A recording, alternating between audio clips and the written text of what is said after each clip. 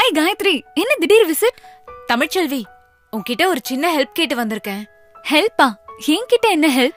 நான் TNPSC exam எழுத போறேன். நல்லா படிச்சிருக்கேன். பட் எக்ஸாம் எப்படி நடக்கும், என்னென்ன கேட்பாங்க, இதெல்லாம் நினைச்சாலே பயமா இருக்கு. அதுக்கு நான் என்ன பண்ணணும்? நீ அந்த பரீட்சை எழுதி பாஸ் பண்ணி இப்ப கவர்மெண்ட்ல வேலை செய்யற. இந்த டிஎன்பிஎஸ்சி எக்ஸாம் எப்படி நடக்குது, பரீட்சை எழுதுறப்போ நாம என்னென்ன செய்யணும், என்னென்ன செய்யக்கூடாது, இத மட்டும் எக்ஸ்பிளைன் பண்ணா நான் தைரியமா எக்ஸாம் எழுதிருவேன். இவ்ளோதானா? இந்த டிஎன்பிஎஸ்சி எக்ஸாம ரொம்ப தெளிவான விதிமுறைகளோட நடத்துறாங்க. தேர்வு எழுதுறவங்களுக்காக டிஎன்பிஎஸ்சி வெப்சைட்லயும் யூடியூப்லயும் ஒரு படமே வெளியிட்டு இருக்காங்க. பாக்கலாமா? கண்டிப்பா.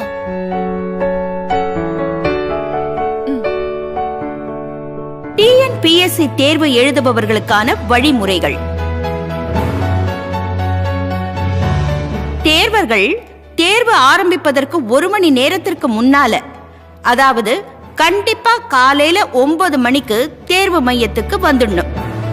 கொரோனா போன்ற நோய் தொற்று பரவும் காலகட்டங்களில் ஹேண்ட் சானிடைசர், முகக்கவசம், சமூக இடைவெளியை கடைபிடித்தல் அவசியம். தேர்வு எழுத வருபவர்கள் ஹேண்ட் சானிடைசரை அவசியம் கொண்டு வர வேண்டும். தேர்வு தொடங்குவதற்கு 45 நிமிடங்களுக்கு முன்னாடியே கேட்டை க்ளோஸ் பண்ணிடுவாங்க. அதுக்கப்புறம் என்ன காரணம் சொன்னாலும் உள்ள அனுமதிக்க மாட்டாங்க. சார், எக்ஸாம் எழுதணும். 45 நிமிஷத்துக்கு முன்னாடி கேட்ட க்ளோஸ் பண்ணும். மணி 9:20 ஆச்சே. சாரி சார், லேட் ஆயிடுச்சு. நான் ஒண்ணும் பண்ண முடியாதுமா. தேர்வாணைய உத்தரவுப்படிதான் நடக்க முடியும். ரொம்ப முக்கியமான விஷயம் காயத்ரி. ஃபர்ஸ்ட் எல்லாம் 10 மணிக்கு எக்ஸாம் ஹாலுக்கு போனா போதும். அப்படியே லேட் ஆனாலும் 10:30 மணி வரைக்கும் அலோவ் பண்ணுவாங்க. ஆனா இப்பெல்லாம் அப்படி இல்ல. ஷார்ப்பா 9 மணிக்கு அங்க இருக்கணும். தேர்வு தொடங்குவதற்கு 30 நிமிடத்திற்கு முன்னாடியே தேர்வு மையத்துல இருக்கிற டிஸ்பிளே போர்ட்ல உங்களோட ரெஜிஸ்டர் நம்பரை பார்த்து அந்த ஹாலுக்கு போகணும். ஹால் டிக்கெட் மற்றும் பிளாக் பால் பாயிண்ட் பேனா மட்டும் எடுத்துக்கிட்டு நீங்க ஹாலுக்கு போகணும். தேர்வு கூடத்துக்குள்ள mobile phone, watch, laptop, calculator இந்த மாதிரி எந்த எலக்ட்ரானிக் பொருட்களையும் எடுத்துக்கிட்டு போக கூடாது. மறந்து எடுத்துக்கிட்டு போயிட்டீங்கன்னா அதை வெளியில தான் வைக்கணும். அதை வேற யாராவது எடுத்துக்கிட்டு போயிட்டா அதுக்கு தேர்வாணையமோ தேர்வு மையமோ பொறுப்பேற்காது. இந்த தேர்வுக்காக உங்களுக்கு தரப்பட்டிருக்கிற ஹால் டிக்கெட்ல இருக்கிற வழிமுறைகளை முதல்ல நீங்க படிக்கணும். எக்ஸாம் ஹால்ல OMR விடைத்தாள் கொடுப்பாங்க. இந்த விடைத்தாள்ல 2 பக்கங்கள் இருக்கும். இந்த விடைத்தாள்ல எந்த பக்கத்திலையும் தேவையற்ற குறிப்புகள் எழுதுவதோ குறியீடுகள் செய்வதோ சேதப்படுத்தவோ கூடாது. அப்படியே ஏதாவது செஞ்சீங்கன்னா உங்களுடைய விடைத்தாள் செல்லாதது ஆகிவிடும். OMR விடைத்தாளின் 2ஆம் பக்கத்துல தரப்பட்டிருக்கிற அறிவுரைகளை படிச்சுட்டு கீழ்பக்கத்துல தரப்பட்டிருக்கிற கட்டத்துல தேர்வு எழுதுறதுக்கு முன்னால கையெழுத்து போடணும். OMR விடைத்தாளோட பக்கம் 1ல 2 பகுதி இருக்கு. பகுதி 2ல பிரிண்ட் ஆகியிருக்கிற உங்களோட போட்டோ, பெயர், பதிவு எண், பாடம், தேர்வு மையம் மற்றும் தேர்வு கூடத்தின் பெயர், தேதி, இந்த விவரங்கள்லாம் சரியா இருக்கான்னு பாத்துக்கணும். உங்களுக்கு கொடுக்கப்பட்டிருக்கிற கொஸ்டின் பேப்பர்ல பிரிண்ட் சரியா இருக்குதா, பேஜ் நம்பர் மிஸ் ஆகாம இருக்குதா, இதெல்லாம் தரவா செக் பண்ணிக்கோங்க. நீங்க ஆன்சர் பண்ணதுக்கு பிற்பாடு அந்த மாதிரி ஏதாவது இருக்குதுன்னு சொன்னீங்கன்னா என்னால ரீப்ளேஸ் பண்ண முடியாது. இந்த பிரிண்ட் ஆன விவரங்கள்ல ஏதாவது தவறு இருந்தால் உடனடியா தேர்வு கூட கண்காணிப்பாளர் கிட்ட தெரியப்படுத்தணும். தேர்வு தொடங்கறதுக்கு 15 நிமிஷத்துக்கு முன்னாடி வினாத்தாள் புக் கொடுப்பாங்க. அத முழுவதுமா சரியா இருக்கான்னு பார்க்கணும். ஏதாவது குறைபாடு இருக்கும் பட்சத்துல தேர்வு கண்காணிப்பாளர் கிட்ட உடனே தெரியப்படுத்தணும். உங்களுடைய வினாத்தாள்ல உள்ள நம்பரை OMR விடைத்தாள்ல எழுதணும். நீங்க எழுதின நம்பரை அந்தந்த நம்பர் உள்ள கட்டத்துல கருப்பு மையால ஷேட் பண்ணணும். இந்த இடத்துல ஒரு விஷயத்தை நீங்க மனசுல பதிவு பண்ணிக்கணும். கருப்பு கலர் பால் பாயிண்ட் பேனாவை தான் நீங்க யூஸ் பண்ணணும். பென்சிலை உபயோகப்படுத்த கூடாது. ப்ளூ கலர் பேனாவாலேயோ இல்ல வேற கலர் பேனாவாலேயோ இல்ல இங்கு பேனாவிலேயோ எழுதுனா உங்களோட விடைத்தாள் செல்லாததாக்கப்படும். அதனால கருப்பு கலர் பால் பாயிண்ட் பேனாவை கூடுதலாவே கையில வச்சுக்குங்க. மேலும் வினாத்தாள் தொகுப்பு எண்ண தவறா குறிப்பிட்டீங்கன்னா உங்களுடைய விடைத்தாள் செல்லாதது ஆகிவிடும். கேள்வித்தாள்ல இருக்கிற கேள்விகளையும் பதில்களையும் நல்லா படிச்சு மனசுல பதிய வச்சுக்குங்க. அதுக்கப்புறம் OMR விடைத்தாள்ல இருக்கிற அத்தனை கேள்விகளுக்கும் தவறாம விடையளிக்க வேண்டும். நல்லா ஞாபகம் வச்சுக்குங்க, கருப்பு நிற பால் பாயிண்ட் பேனாவை தான் பயன்படுத்தணும். நீங்க விடையளிக்கிறதுக்காக ஏ, பி, சி, டி, இ என 5 வட்டங்கள் கொடுக்கப்பட்டிருக்கும். சரியான விடைக்குண்டான கட்டத்துல ஷேட் பண்ணணும். ஒரு குறிப்பிட்ட கேள்விக்கு விட தெரியலனா இ என்ற வட்டத்தை அவசியம் ஷேட் பண்ணணும்.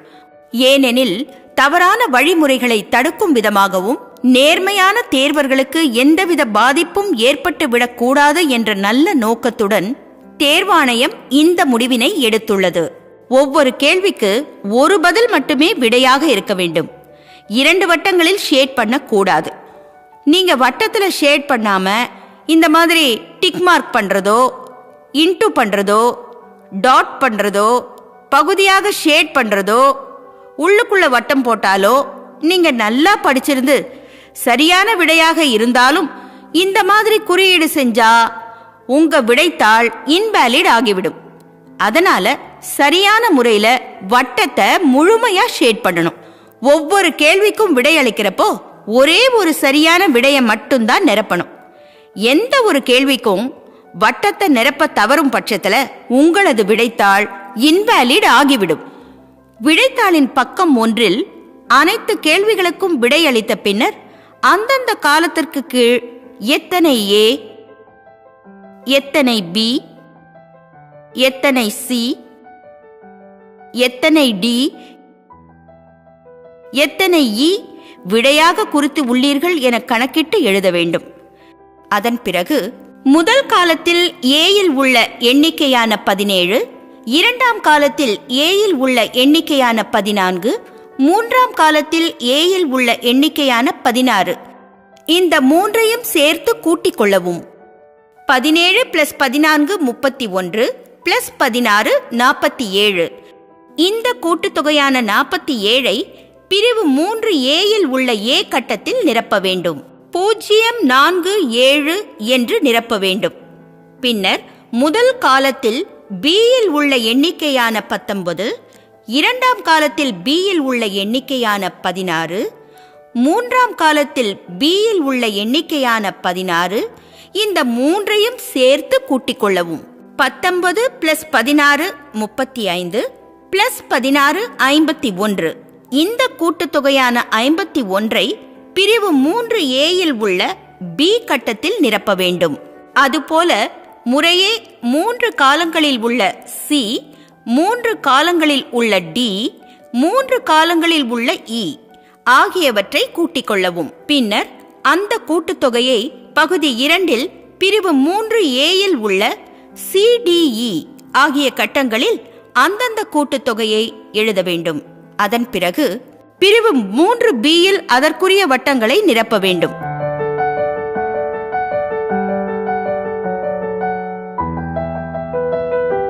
இந்த ஏ, பி, சி, டி, இ இவைகளின் கூட்டுத்தொகை, அதாவது ஏ 47, பி 51, சி 52, டி 39, இ 11 இவைகளின் கூட்டுத்தொகை 200 என்றால் வழங்கப்பட்டுள்ள வினாத்தாளில் உள்ள வினாக்களின் எண்ணிக்கையும் சமமாக, அதாவது 200ஆக இருக்க வேண்டும்.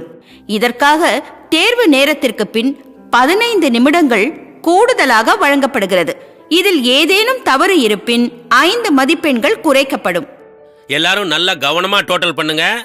இதுல ஏதாவது மிஸ்டேக் பண்ணிட்டீங்கன்னா நீங்க எடுக்கிற மார்க்ல இருந்து 5 மார்க்க உங்களுக்கு கழிச்சிருவாங்க.